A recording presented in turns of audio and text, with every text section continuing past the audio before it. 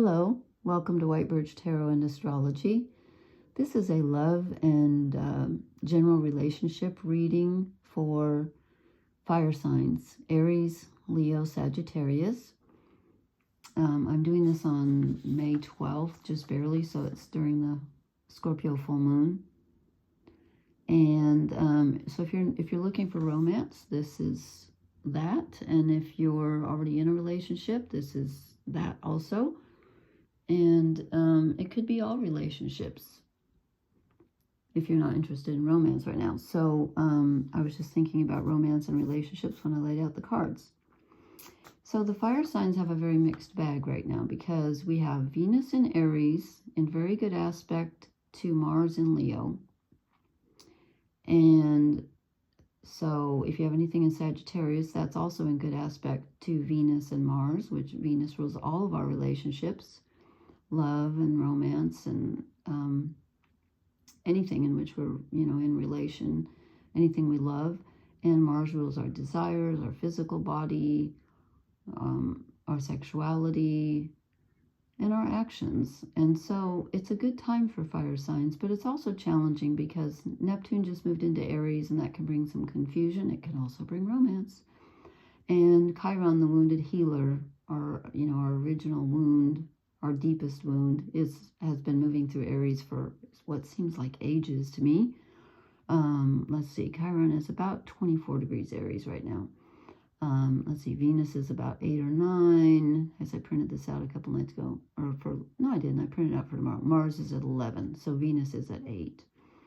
I forgot I printed this out for the full moon, which happens Monday, today, May 12th, at about 1 p.m. Eastern U.S. time. So adjust. Anyway, so it's a mixed bag for fire signs. So again, check your sun, moon, and rising. So Aries, Leo, Sagittarius. This is a really interesting reading, and I have a lot of fire in my chart, so I'm really interested in this too. Wow, when I first drew the cards, I was like, okay, wow, what is this? And I think I got it, but it's really interesting. So we start out with, I'm going to have to show you all the cards because you have to take these in context for sure, especially tonight. The King of Cups. And I think they go this way. My cards generally do go this way. The King of Cups is sitting on top of the Ten of Pentacles. So here's an individual. And again, this can be part of yourself, I'm feeling like. I'm feeling like this... this is the key right here, the Two of Swords. This is a choice. Okay, you're being pulled in two directions. And I'm going to see if we can't try to blend the two, but I'm not sure that's possible. So on one choice is we have the King of Cups. So we have this emotional, very in-touch energy. The King of Cups can often be kind of like Chiron, the wounded healer, where he is so emotional that he tends to other people's wounds. And he can sometimes get lost there. So it can be in being in control of your own emotions. It can also be helping to heal other people's emotions, like taking care of someone. He's the healer. And so he's on top of the Ten of Pentacles, which is tending to the family and the home and, what you're accustomed to. There's that. That's one option.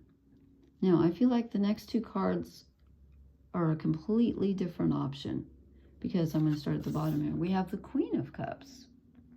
So she's similar to the King, but she's different because she's more about being, well, they're both in control, okay? But he's more about helping others because he's in charge. He's the King. And she's more about kind of navigating, learning to navigate, learning to control the emotional. She's receptive, okay? She's not putting out, that sounds funny. She's not giving out as much as she's in the receiving mode. She's very intuitive and she's receiving, okay? Because above her, we have the Ten of Cups, which is your heart's desire. This is receiving. Someone's giving to you You get the pot of gold at the end of the rainbow. Everything you want right here, okay, with her. And again, this I feel, the King of Cups I feel is taking care of someone else. This is you, but you're taking care of others. You're giving. I feel like this is you giving over here and taking care of everything. You're taking care of everything, which is a good thing. This is you receiving and getting your heart's desire. I don't think these are together, because it looks to me like you can only have one or the other. Are you going to give and be in control and say, you know, I'm going to help you, I'm going to take care of you, this situation, whatever it is, the known, the stable? Or are you going to be in receiving mode and follow your heart's bliss? I think it's a choice. I do. I think it's a choice. Okay. And then the last card, the one under the Knight, or the Two of Swords, is the Knight of Swords. So this is a stalemate. I don't know which way to go. I don't know which one to choose. Here comes some information. Here comes some information telling us which way we need to go. And to be honest with you, I pulled the clarifier and I put it back. I'm going to pull it out now because I feel guilty, but I don't understand it. It's the Four of Wands, which didn't exactly clarify this for me. Now, the 2 doubles up to a 4. And this is the, you know, this is the one that has legs. I've gotten that message for a week now. It has to have legs. It has to be stable. Okay, but the first option is stable, but they're both stable. But one is more about duty and one is more about happiness, heart's desire. So I'm not quite sure how this fits in, except this moves you up to a different level. It's change. It's reaching an initial stage of completion, though. I'm not quite sure. I think the takeaway here, I think, is, okay, we have a choice. You need more information. Maybe you need to ponder it a little longer. Let me show you the shadow cards and the oracle card. And I might pull another oracle card. We'll see. I'm not sure if this clarifies it or not. Okay, these are the shadow cards. I said, what's holding us back? What are we not seeing? The Devil. Yeah. Okay, and I'm getting a very strong vibe on this. As you can see, you're in child mode. You're in the mode of either feeling like you need to be taken care of. You can't do this alone. I'm wondering if this could be reversed. If the devil is, because the devil is usually like an entrenched behavior pattern that doesn't necessarily serve you. It's outmoded. It's done for. It's not serving you. Like it's kind of a codependent thing, or, you know, it's where you're stuck in a rut. So you could be feeling like a child, but since we get this feeling over here, I get this feeling over here that you're taking care of someone else. I'm wondering if this could be you. Like you feel like you have to care for everybody, and that's the old behavior pattern. If you generally have often sacrificed yourself or your own happiness to care for others, that's the devil energy right here. If you've often felt like you need to be taken care of and you can't take the bold step forward, that's the devil energy here too. Okay, then the other card I got, the other shadow card, is the Nine of Wands. That's usually the one where it's just before you reach the goal. But look, she's letting the branches stop her. Now, she could back up and go around the trees. There are, however, 4 trees. But still, she could probably break through those branches. And they might. Actually, you know what? Those 2 are grown together. I've never noticed that before. Well, she could duck. She could do something. She's not literally chained to that spot, but mentally she is, physically she is, emotionally. So there's a behavior pattern here that's making you entrenched, and you have a decision to make. Are you going to put yourself first? That just popped out of my mouth. I don't know. Okay, So this is the oracle card I pulled. I might pull another one because this is a really powerful reading, I feel. Come to the edge. Okay, moving out of your comfort zone. Where's the book here? My papers. 36. I should have marked that, but I didn't think about it. Okay. 36. Courage, taking a leap of faith, overcoming fear and accepting risk. Yeah, well, that's the devil and the Nine of Wands, okay? Fear is leading the way into places you don't need to go. Most of what you fear at the moment is an illusion stemming from an old belief that isn't even true. Now is a time for courage. You will not be lost at sea.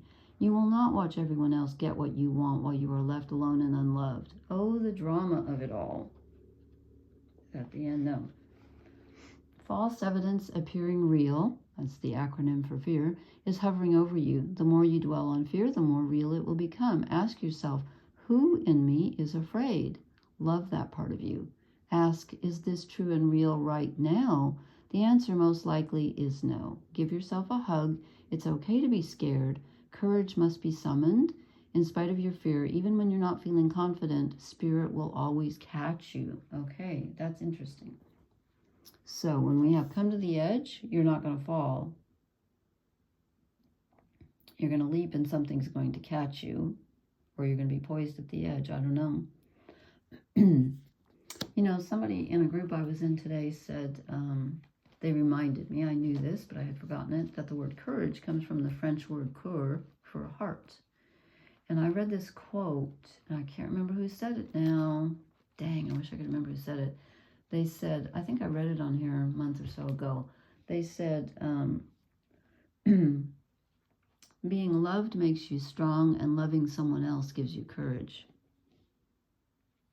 So that's interesting. Okay, I don't know that we need another card. I'm just messing around here.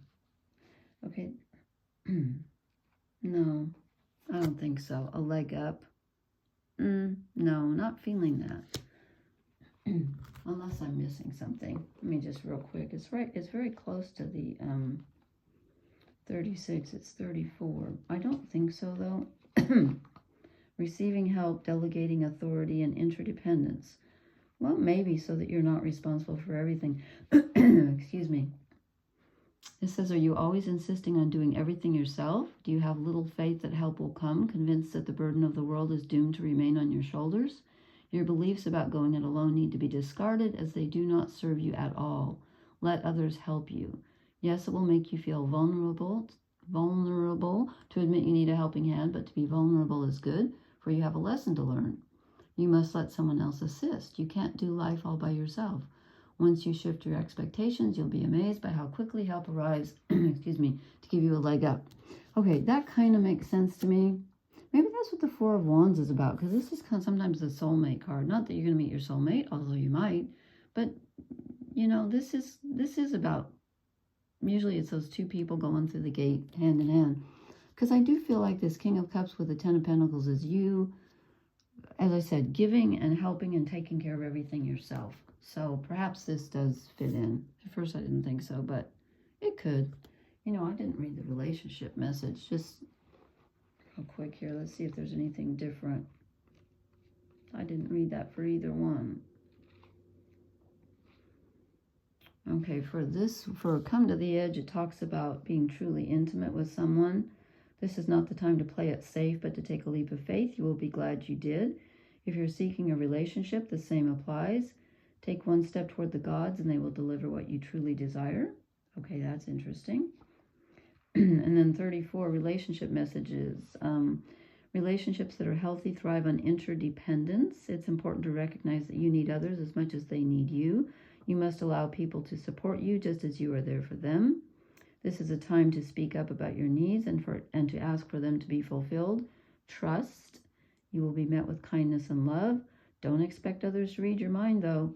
Ask, and it is given. Well, we can't beat that, right? Okay, very interesting. Please leave me a comment and let me know how this resonates. I find this really fascinating. Please hit the like, share, and subscribe buttons. And thank you for listening. Blessings. Good night.